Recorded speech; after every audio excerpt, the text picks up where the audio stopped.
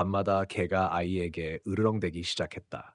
그때까지만 해도 가족은 그저 애완견 바리의 이상한 행동에 불편함을 느끼고 있었다. 바리는 온순하고 사랑스러운 강아지였다. 평소에는 언제나 아이들과 함께 놀며 특히 어린 아들 정우와는 친한 사이였다. 그러나 최근 몇 주 동안 정우가 잠자리에 들고 나면 바리가 그의 방 앞에서 갑자기 으르렁거리기 시작했다. 왜 그래, 바리? 어머니는 말없이 바리에게 다가가 손을 내밀었지만 바리는 엄마의 손을 피하고 더욱 강하게 으르렁대기 시작했다. 그 모습에 가족들은 불안해지기 시작했다. 평소에 그랬던 개가 이제 그런 태도를 보이는 이유를 알 수 없었다. 정우도 그 상황이 불편해 보였지만 그는 바리에게 무슨 일이 일어난 건지 모르겠다고 말했다. 그의 방은 항상 평화롭고 따뜻한 장소였고 바리가 그곳에 나타날 때마다 불안한 기운이 감돌았다. 아빠, 바리가 왜 이러는 거죠? 정우가 물었다. 아버지는 아들에게 대답하기 전에 몇 분 동안 바리를 바라보았다. 그동안 바리는 방 앞에서 계속 으르렁거리고 있었다. 그의 발톱이 바닥을 긁는 소리가 귀에 쩌렁쩌렁 울렸다. 뭔가 이상해. 바리가 그동안 이런 적이 없었어. 아버지가 말했다. 내일 동물병원에 데려가 보자. 하지만 그 밤 또 다시 바리는 정우가 잠든 방 앞에서 으르렁거리기 시작했다. 이번에는 더 강하게 그리고 더 지속적으로 그 소리는 밤의 정적을 깨고 집안을 울려 퍼졌다. 그만해, 바리! 아버지가 소리쳤다. 하지만 바리는 더 이상 멈추지 않았다. 그때 아버지는 무언가를 깨닫기 시작했다.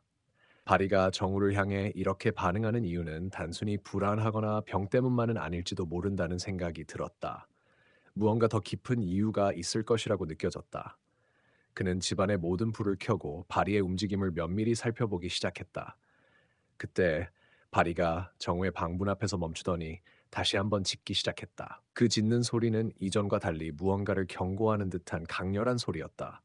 아버지는 의식을 잃을 듯한 그 짖음을 들으며 무엇인가 불길한 느낌을 받았다. 정우, 방에서 나오렴.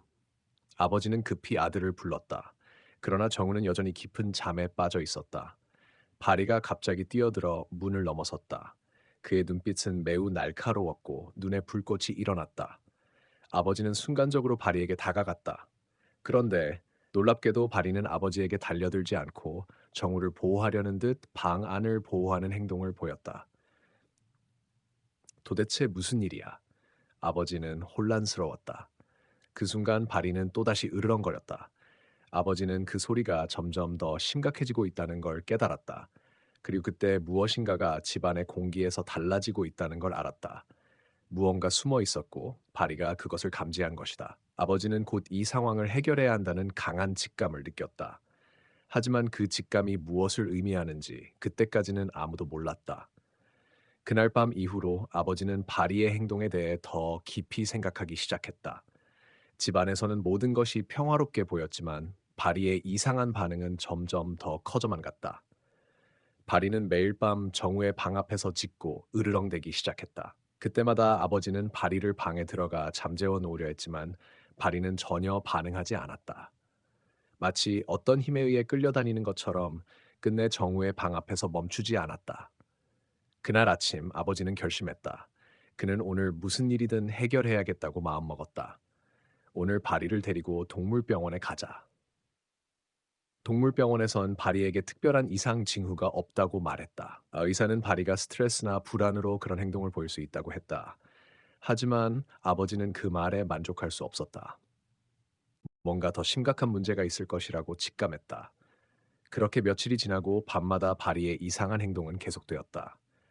그때 아버지는 문득 중요한 사실을 떠올렸다. 바로 바리의 과거였다. 바리가 정우를 보호하려는 이유는 아버지는 혼자 속으로 생각하며 과거를 떠올렸다. 몇 년 전 바리가 집에 처음 왔을 때 정우는 아직 갓 태어난 아기였다. 그때부터 바리는 정우와 함께 자주 놀았고, 정우가 울면 즉시 달려가서 그의 얼굴을 핥았다. 바리는 정우를 정말로 사랑하는 것 같았고 그들의 관계는 아주 특별했다. 그날 아침 아버지는 바리와 정우의 과거를 떠올리며 두 사람 사이에 어떤 연결이 있었는지 고민하기 시작했다. 그는 이제 바리의 보호 본능을 단순한 애정으로만 해석할 수 없다고 생각했다. 바리에게는 뭔가 더 깊은 이유가 있을 것 같았다. 그날 밤 아버지는 바리를 집안에서 가만히 지켜보았다. 바리가 계속해서 정우를 감싸고 있다는 사실을 알았다. 정우가 자고 있을 때마다 바리는 그 곁을 떠나지 않았다. 마치 정우의 곁에 있지 않으면 무엇인가 큰일이 일어날 것처럼 바리는 항상 정우의 방 앞에서 지키고 있었다. 그리고 바로 그날 밤 아버지는 마침내 중요한 사실을 발견했다. 그는 조용히 바리의 뒤를 따르며 정우의 방에 들어가 보았다. 바리가 정우의 침대 옆에서 이상한 행동을 하고 있었다. 그 순간 아버지는 순간적으로 얼어붙었다. 정우의 침대 아래 눈에 띄지 않게 어떤 것이 숨겨져 있었다. 그것은 어린아이의 손목에 착용된 오래된 금속 팔찌였다. 그 팔찌에는 낡고 구부러진 흔적이 있었고 그 위에는 이상한 문양이 새겨져 있었다. 이건 대체 뭐지? 아버지는 믿을 수 없는 눈으로 팔찌를 들여다보았다. 그 팔찌는 바리의 보호 본능과 연결된 중요한 단서가 될 수 있다는 직감을 느꼈다. 아버지는 곧 이 모든 일이 우연이 아니며 그 무엇인가 숨겨진 진실이 있다는 것을 알았다. 하지만 무엇이 숨겨져 있었을까? 아버지는 다시 한번 바리를 바라보았다. 바리는 여전히 정우의 방 앞에서 으르렁거리며 뭔가를 경고하고 있었다. 그날 밤 아버지는 깊은 고민에 빠졌다. 그가 알아낸 것은 단 하나였다. 바리가 이 모든 일의 진실을 알고 있다는 것이다. 그가 진실을 파헤치기 전에 과연 무엇을 발견하게 될까? 그 팔찌를 들고 아버지는 멍하니 서 있었다. 그 낡고 구부러진 금속이 손에 쥐어지면서 이상한 느낌이 들었다. 뭔가 거대한 비밀을 마주한 듯한 기분이었지만 그 정체를 알 수가 없었다. 아버지는 팔찌를 자세히 살펴보았다. 문양이 새겨져 있었는데 그것은 무언가 고대의 상징처럼 보였다. 오래된 문서나 이야기 속에서 본 적이 있는 그런 기호였다. 이게 대체 뭐지? 아버지는 조용히 중얼거리며 다시 한번 팔찌를 들여다보았다. 그 순간 갑자기 바리가 으르렁거리며 방 안으로 뛰어들어갔다. 이제 그만해, 바리. 아버지는 바리의 몸을 잡고 그를 침대에서 떨어뜨리려 했지만 바리는 여전히 힘차게 몸을 움츠리며 정우를 지키고 있었다. 이제 아버지는 완전히 확신했다. 바리의 보호 본능은 단순한 애정이 아니었다. 그는 무언가를 감지하고 있었고 그것을 막으려 했던 것이다. 그때 아버지는 문득 과거의 기억 속으로 빠져들었다.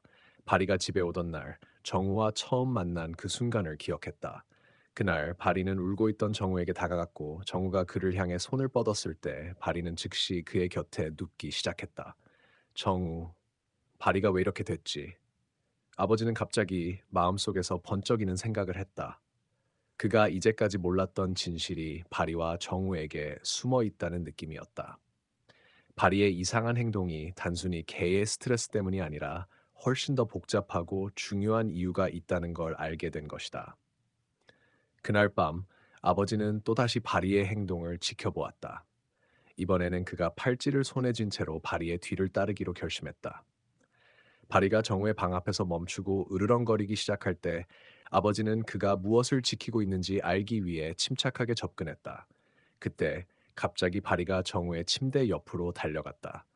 바리는 이젠 단순히 으르렁거리는 것에 그치지 않고 날카로운 발톱으로 침대 밑을 긁기 시작했다.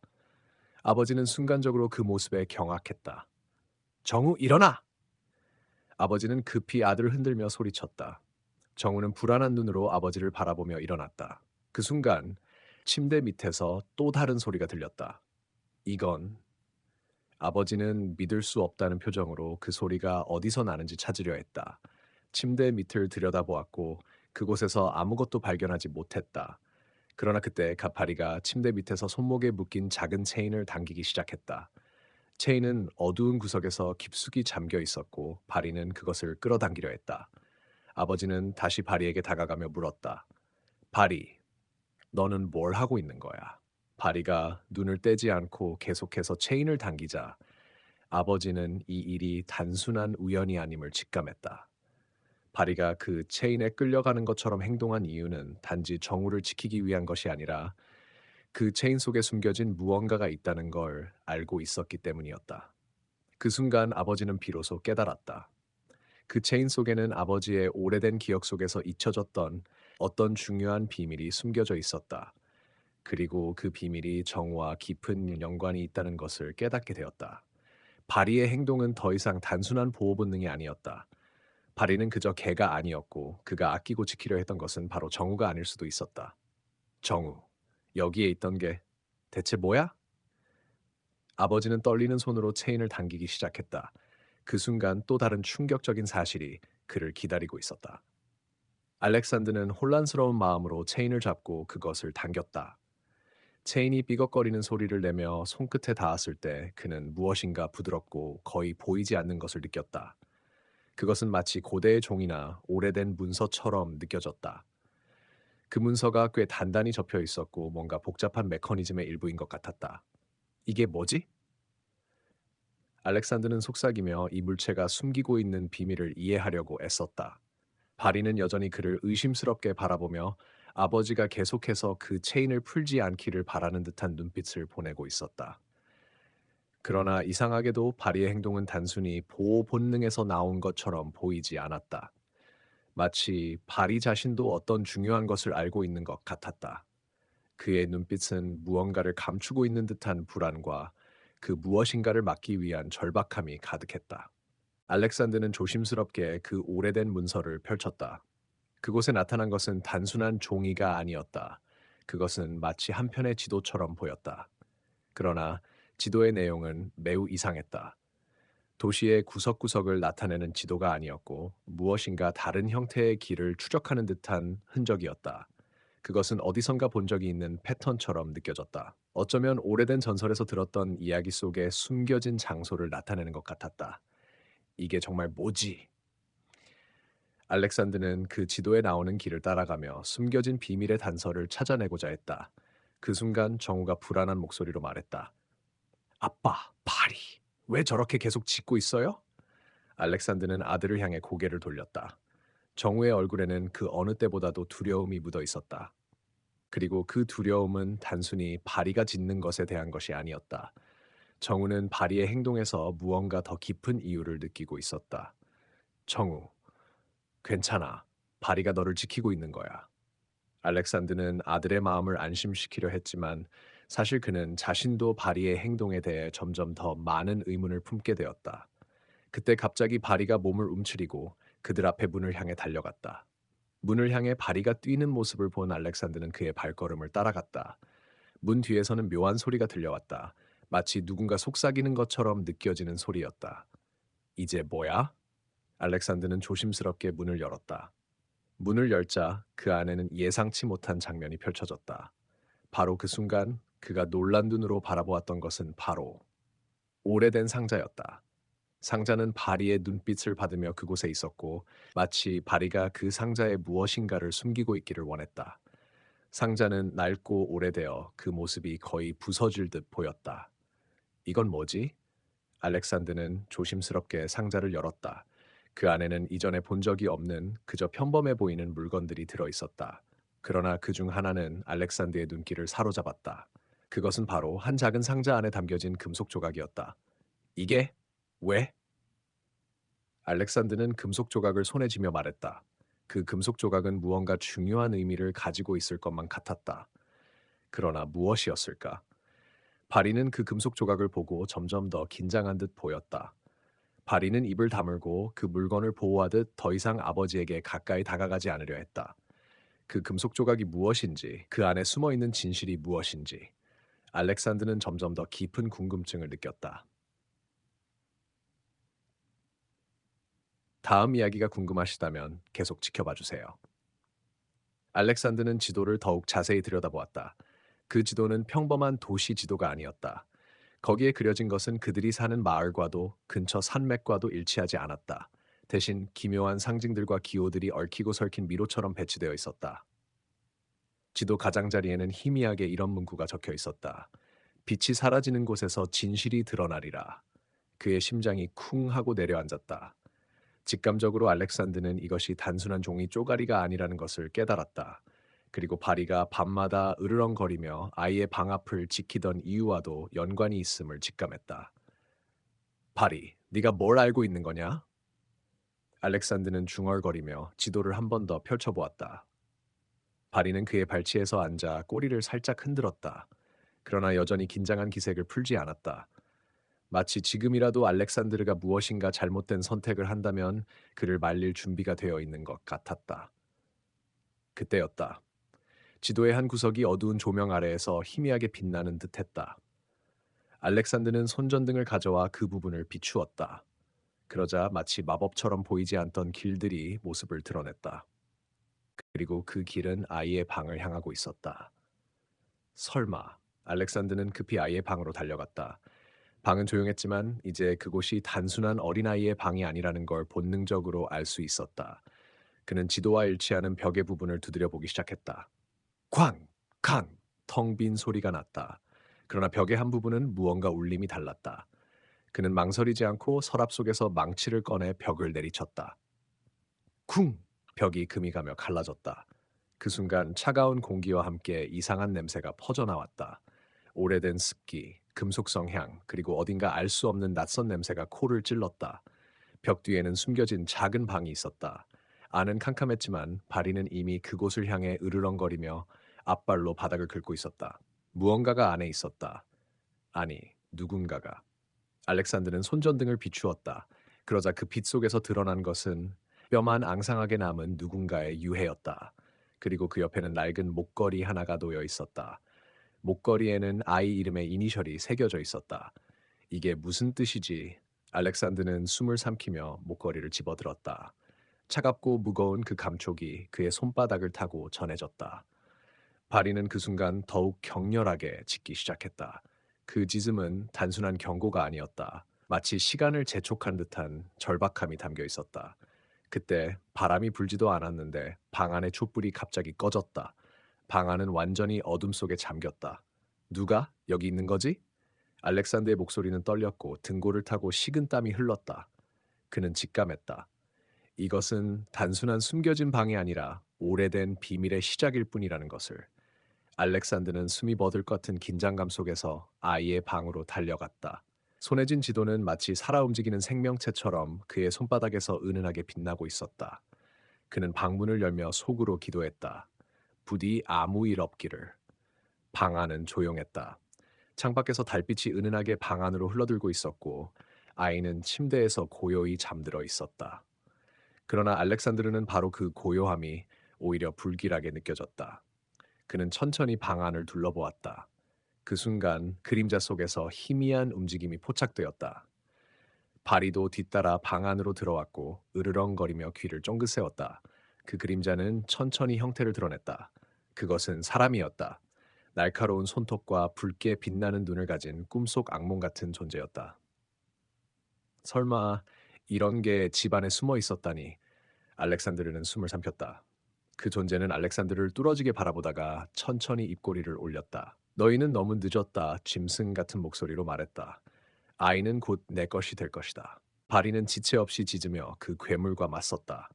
작고 연약해 보이던 그 강아지가 믿기지 않는 용맹함으로 알렉산드르와 아이를 지키기 위해 몸을 날렸다. 날카로운 이빨이 빛을 받아 번뜩였고 괴물은 뜻밖의 저항에 당황한 듯 뒤로 물러났다. 알렉산드르는 망설일 틈이 없었다. 그는 지도를 펼쳐 괴물을 향해 내밀었다. 그러자 지도에서 빛이 터져 나오며 괴물을 휘감았다. 괴물은 고통스러운 비명을 질렀다. 이건 단순한 지도 따위가 아니야. 알렉산드르는 깨달았다. 이건 봉인의 열쇠였어. 그러나 그 순간 괴물의 그림자가 어둠 속으로 녹아들며 사라졌다. 싸움이 끝난 게 아니었다. 알렉산드르는 더욱 긴장하며 주변을 살폈다. 발이 아직 끝나지 않았어. 알렉산드르는 강아지를 쓰다듬으며 속삭였다. 강아지의 눈빛에서도 같은 결의가 반짝이고 있었다. 아이를 품에 안고 방을 빠져나오며 알렉산드르는 결심했다. 반드시 이 집의 숨겨진 비밀을 밝혀내고 말 거야. 그러나 그는 아직 몰랐다. 집안의 어둠은 단순한 그림자가 아니라 오래전부터 가족을 노려온 저주라는 사실을. 바리는 몸을 낮추고 이빨을 드러내며 괴물 앞을 막아섰다. 알렉산드르는 한 손에 지도를 쥐고 다른 손으로 침대 위 아이를 감싸 안았다. 괴물의 붉은 눈이 방 안을 가득 메우며 으르렁거렸다. 네가 무엇을 하려는지 모르는구나. 괴물이 비웃듯 말했다. 이 아이는 단순한 아이가 아니다. 태어날 때부터 선택된 존재지. 이 집안 어둠의 틈으로 들어온 순간부터 이미 운명이 정해졌다. 그 말에 알렉산드르는 등을 타고 서늘한 전율이 흘렀다. 그러나 포기할 수 없었다. 그는 지도에 비친 빛을 다시 한번 바라보았다. 그 빛이 마치 길을 안내하듯 괴물의 이마 쪽으로 향하고 있었다. 이건 길이 아니야! 봉인이야! 알렉산드르는 외쳤다. 순간 바리가 몸을 던져 괴물의 다리를 물어버렸다. 괴물이 괴성을 지르며 바리를 떨쳐내려 했지만 바리는 결코 물고 있던 입을 놓지 않았다. 알렉산드르는 그 틈을 놓치지 않고 지도를 괴물의 이마에 눌렀다. 지도는 눈부시게 빛나며 괴물의 피부 속으로 스며들었다. 괴물은 비명을 지르며 몸을 비틀었고 점점 연기처럼 흩어지기 시작했다. 방 안을 메웠던 어둠도 함께 사라져갔다. 모든 것이 끝난 후 바리는 지친 듯 알렉산드르 옆에 와서 쓰러졌다. 그는 바리를 품에 안고 속삭였다. 너 없었으면 우리 모두 끝이었을 거야. 정말 고마워. 아이도 조용히 눈을 떴다. 그리고 마치 모든 것을 알고 있다는 듯 바리를 쓰다듬었다. 따뜻한 온기가 방 안을 감싸며 평화가 다시 찾아왔다. 며칠 후 알렉산드르는 마을의 고서를 뒤져 이 지도의 정체를 알아냈다. 그것은 고대부터 전해 내려오는 수호자의 봉인이라 불리는 것이었고 오직 선택받은 아이만이 그것을 풀 수 있다고 적혀 있었다. 그리고 그 아이를 지키는 사명은 특별한 수호자에게 맡겨진다. 바리는 바로 그 사명을 지닌 존재였다. 알렉산드르는 창밖을 바라보며 깊은 숨을 내쉬었다. 바람이 조용히 불어오고 집안은 다시 평온을 되찾았다. 하지만 그는 알고 있었다. 이것이 끝이 아니라는 것을. 언젠가 또 다른 어둠이 찾아올지도 몰라. 하지만 이제 우리는 준비가 되어 있어. 그의 말에 바리는 천천히 눈을 감았다. 그리고 평화로운 숨소리를 내며 곁에서 잠들었다.